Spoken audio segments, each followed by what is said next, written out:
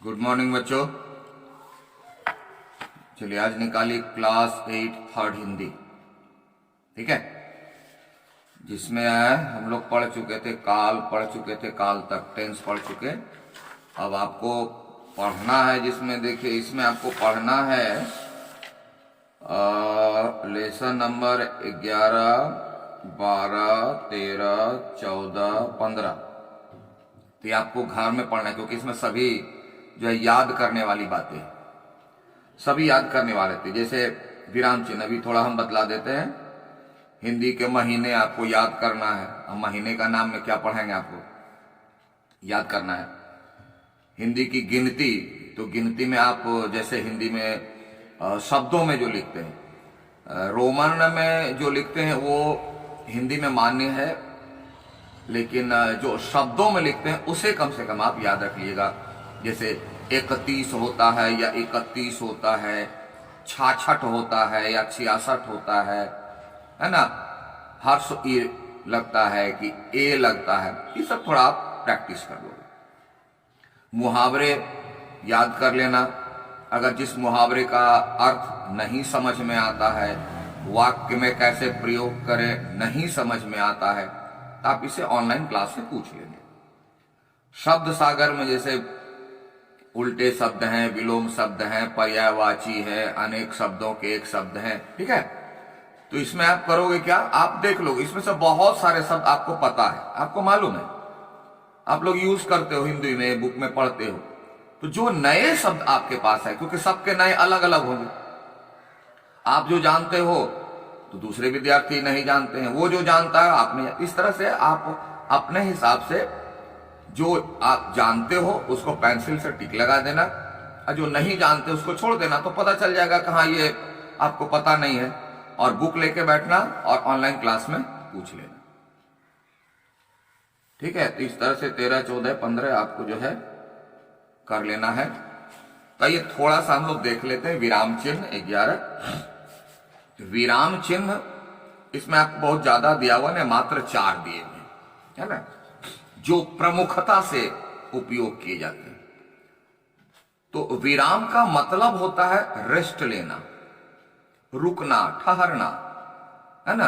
और चिन्ह यानी इसको बताने के लिए जिस भी प्रकार के कोई सिंबल, कोई प्रतीक, कोई चिन्ह उपयोग में लाते हैं तो उसको कहते हैं विराम चिन्ह। अब देखो कि विराम चिन्ह आप बहुत जगह ट्रैफिक में भी देखे होंगे, है ना। स्टॉप तो डेंजर, तो बाएं का चिन्ह है, दाएं का चिन्ह, ये क्या है, ये एक संकेत मात्र है जो हमें सावधान करता है कि हमें कैसे जाना चाहिए, किधर जाना चाहिए, कितना रुकना चाहिए। कहीं लिखा रहता है स्टॉप यानी फुल स्टॉप। तो उसी तरह मनुष्य के लिए जब हम कुछ बोलते हैं तो बोलने का एक ही मकसद होता है कि हमारे मन में जो भाव उठे या हमारे दिल में जो भाव उठे, हमारे मस्तिष्क में जो विचार उठे, तो हम उससे कुछ उम्मीद करते हैं, प्रतिक्रिया के रूप में, रिस्पॉन्स के रूप में। तो हम जिसके सामने बोलें वह एग्जैक्ट समझ जाए, सही सही समझ जाए कि बोलने वाला व्यक्ति जो है हमसे क्या कहना चाहता है, हमसे क्या उम्मीद रखता है, हमसे कैसा उत्तर चाहता है। तो इसके लिए हमारे पास भाषा है सबसे अच्छा साधन। इसीलिए इसको कहते हैं भाषा जो है सशक्त साधन है, यानी इससे मजबूत, इससे स्ट्रांग, इससे बेहतर अभी तक कोई भाव और विचार को अभिव्यक्त करने का साधन उपलब्ध नहीं हुआ है। और यही कारण है कि बड़े बड़े महापुरुष देखो सबसे पहली बात जो कहते हैं कि बोलते हैं अपनी बोली सुधारिए। अगर शिक्षित हैं, पढ़े लिखे हैं, तो उनके हम लोग देखिए आगे जाके पता पर्यायवाची शब्द पढ़ेंगे, अनेक एक अर्थ, एक शब्द के अनेक अर्थ पढ़ेंगे, विपरीत शब्द पढ़ेंगे। ये क्यों पढ़ा जाता है? इसीलिए कि परिस्थिति के अनुसार आप शब्दों का सिलेक्शन करके आप उसका उपयोग कीजिए। लेकिन हम लोग क्या करते हैं, पढ़ लिए, पास कर गए, बोले बस इसका की जरूरत नहीं है। जान लीजिए इसकी जो जरूरत महसूस नहीं करते हैं, दुनिया में कभी सुखी शांति रह ही नहीं सकता। बोलने का कोई सा शब्द बोल देते हैं, कौन सा शब्द जिसका अर्थ दूसरा होता है, जिसका भाव दूसरा होता है, और झगड़ा करने लगते हैं, नहीं मैंने नहीं, अरे तुम तो वही कहे, हम नहीं जानते थे। क्यों नहीं जानते थे भैया? क्या कुछ भी नहीं जानते? इसका अर्थ है कि आप शिक्षित नहीं हो।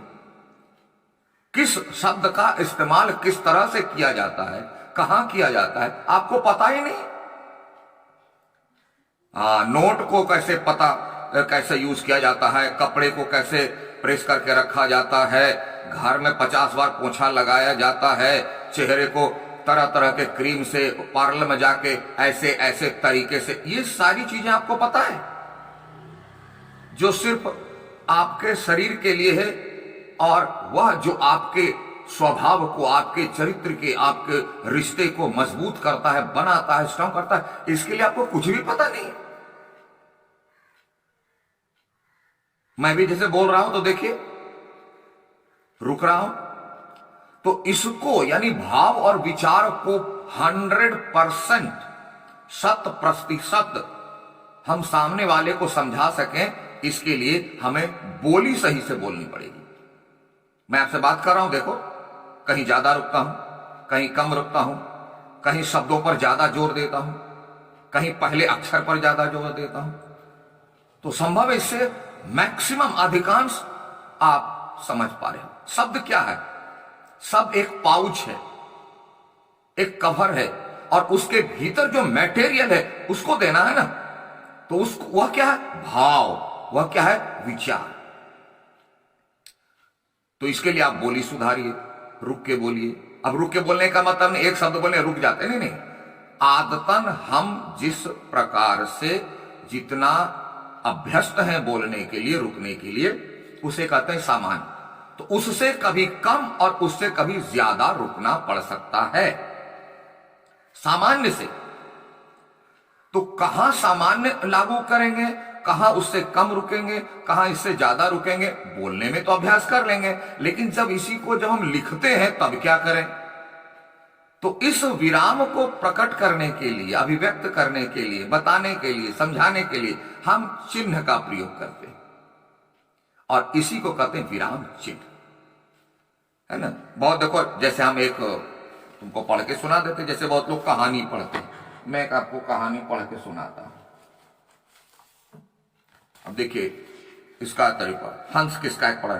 प्राचीन काल की बात है, मगध में सुदोधन नामक एक राजा राज्य करते थे। उनका एक पुत्र था सिद्धार्थ। सिद्धार्थ बहुत ही दयालु था। सिद्धार्थ एक चचेरा भाई देवदत्त पिता देवदत्त। क्या पढ़ रहे हैं? रामपुर हाट से खुली गाड़ी तो सीधे हावड़ा के समुद्र को पार करते हुए पता सातल में चली गई? नहीं, इसके अंदर भाव है। ये क्या? एक कवर, एक साधन। मैंने पहले कहा भाषा एक साधन है, सिद्धि नहीं है। लक्ष्य मेरा वो नहीं है, वह कैरियर है। हमारे भाव और विचार को कैरी करके सामने वालों के पास ले जाता है और उसको वो रिसीव करता है। जैसे कुरियर वाला क्या है, वो एक मटेरियल दिया तो कुरियर बॉय बहुत खूबसूरत होना चाहिए, कि पैकेटिंग खूबसूरत होने चाहिए, कि उसके अंदर मटेरियल खूबसूरत होना चाहिए। हम लोग मटेरियल रिसीव करते हैं, कवर निकाल के देखते तो शब्द हमारे पास आता है, और शब्द को खोल करके देखते इसका अर्थ क्या है। तभी तो वही शब्द एक व्यक्ति कहता है तो बड़ा प्यारा लगता है, और वही शब्द एक व्यक्ति कहता है तो शत्रु लगता है। तो रुकना है। जैसे प्राचीन काल की बात है, मगध में सुदोधन नाम एक राजा राज्य करते थे। उनका एक पुत्र था सिद्धार्थ। सिद्धार्थ बहुत ही दयालु था। सिद्धार्थ का एक चचेरा भाई देवदत्त भी था। तो इस तरह से जो कहते हैं, देखो किसी शब्द पर जोर देना, अव्यय निपात, किस पर हमको बल देना है, कहां देना है, कहां स्लो बोलना है, यह भाव को अभिव्यक्त करता है। तो ये रहा विराम चिन्ह का बोलने और लिखने में उपयोग। तो कुछ है, आप देख लीजिए। जैसे बुक में दिया हुआ परिभाषा, बहुत अच्छी परिभाषा, छोटी है, कि लिखते समय, है ना, विराम का अर्थ रुकना। कोई भी भाषा बोलते समय अपनी बात को स्पष्ट करने के लिए हम बीच बीच में रुकते हैं। लिखते समय इसे दर्शाने के लिए, दर्शाने मतलब इसे बताने के लिए, समझाने के लिए हम कुछ चिन्हों का प्रयोग करते हैं। इन चिन्हों को ही विराम चिन्ह कहते हैं। जैसे पूर्ण विराम, आपको पता है पूर्ण विराम, फुल स्टॉप, अब आगे नहीं। जब वाक्य एक पूर्ण अर्थ दे देता है तब वहां विराम चिन्ह लगा दे। क्यों? उसका पूर्ण अर्थ देना कंप्लीट हो गया। यह वाक्य के अंत में लगता दिया हुआ है। अल्प विराम जाकर बांग्ला बिल अल्प, अल्प माने की कम, थोड़ा। तो यह विराम पूर्ण विराम का क्वार्टर होता है। क्वार्टर मीन्स 1/4 होता है। जितना हम सामान्य में रुकते हैं उसके आधे का आधा होता है। आधा नहीं होता, याद रखना। आधा को बोलते हैं अर्ध विराम, जिसको अंग्रेजी में बोलते हैं सेमीकोलन। नहीं, ये अल्प विराम है ना, यह आधा का आधा होता है। तो सामान्य जितना रुकने की आदत है, जितने रुकने की आदत है उसका हाफ का हाफ। अब बोलो सर कैसे माप करके? नहीं नहीं, माप के नहीं करना आपको, कुछ भी नहीं, आदत बनानी है, एक आदत से। मेरी बातें सुन रहे होगे तो देख रहे हो कभी कभी बोलते बोलते चुप हो जाता हूं। क्यों? भाव गहरा जाता है, बोली बंद हो जाती है, दुख का एहसास होता है, सुख का एहसास होता है। ये भाव ही तो प्रकटीकरण, भाव का ही तो प्रकटीकरण है। अब विराम चिन्ह प्रयोग नहीं करोगे तो भाव का प्रकटीकरण नहीं होगा, विचार का स्पष्टीकरण नहीं होगा। ठीक है? तो अल्प मतलब हाफ का हाफ। और यह कहां लगता है कि जहां थोड़ी देर, जैसे आज मेरे घर में यह समान में लगता है, इक्वल में लगता है, जो बराबर है, वैल्यू का है, शब्द नहीं, बराबर महत्व का है। जैसे देखो रीता, मोनू, चीनू, ये तीनों बराबर वैल्यू के, बराबर महत्व है। जैसे अंग्रेजी में पढ़ते हो प्लेस वैल्यू, नंबर का, तो यहां शब्द वैल्यू है, तो वहां कॉमा लगता है। और अंत में कॉमा नहीं लगता, अंत के पहले और लगता है। प्रश्न ये तो और आसान है कि जब किसी वाक्य का प्रयोग हम कुछ पूछने के लिए करते हैं तो वहां क्या लगता है? प्रश्नवाचक। जैसे तुम क्या कर रहे हो, तो क्या कर रहे हो यानी हम उससे उत्तर की अपेक्षा रखते हैं, हम उम्मीद करते हैं कि हमें उत्तर मिलेगा। इस तरह का जब प्रश्न होता है, ऐसे वाक्य होते हैं, तो उसको कहते हैं उसमें उसके अंत में लगता है प्रश्न सूचक या प्रश्नवाचक चिन्ह। 3 हो गया। एक और विस्मय आदि बोधक, बड़ा मजेदार है ना? विस्मय आश्चर्य, जिसमें शॉकिंग कुछ न्यूज हो, न्यूज नहीं तो एक भाव हो। अरे वाह, छी छी, अरे, तो ये सारे माने क्या होता है? ये ओवरफ्लो, ये सामान्य से भाव जो है ना ओवरफ्लो करता है। तो जब ओवरफ्लो होता है तो उसके सामने विस्मयादि बोधक चिन्ह या विस्मय सूचक चिन्ह लगाते हैं। ताकि क्यों लगाते हैं? अब कल्पना करो तो, क्योंकि उससे पता, बोलने का तो बोल देंगे अरे वाह, लेकिन हम अरे वाह लिखेंगे तो उसको पढ़ेगा कैसे? अरे वाह, क्या फीलिंग्स नहीं आए? तो रुकने का, जब उसको पढ़ेंगे तो इसी तरह से पढ़ना पड़ेगा। अरे वाह, शाबाश। अब पढ़ेंगे शाबाश तुमने छक्का लगाया, क्या फीलिंग्स आया? विराम चिन्ह, प्रश्न सूचक, विस्मयादि बोधक चिन्ह है, पढ़ेंगे शाबाश, पढ़ते समय भी उसको फीलिंग्स लाएंगे। ठीक है? तो ये आपके 4 ही दिए हुए। आप ज्यादा सेकंड हिंदी में पढ़ते हैं ज्यादा लोग, हम लोग। तो चलिए, ये आप और जितनी सारे लेसन के बारे में बताएं उसको आप जो है कंप्लीट कर लोगे, देख लोगे। कोई डाउट होगा ऑनलाइन पूछ लोगे। चलो, एक्सरसाइज बहुत छोटा छोटा है, बच्चा सब है LKG वाला, नंबर 1, 2, 3, इसको आप कर लोगे, है ना? और लिख दो कंप्लीटेड।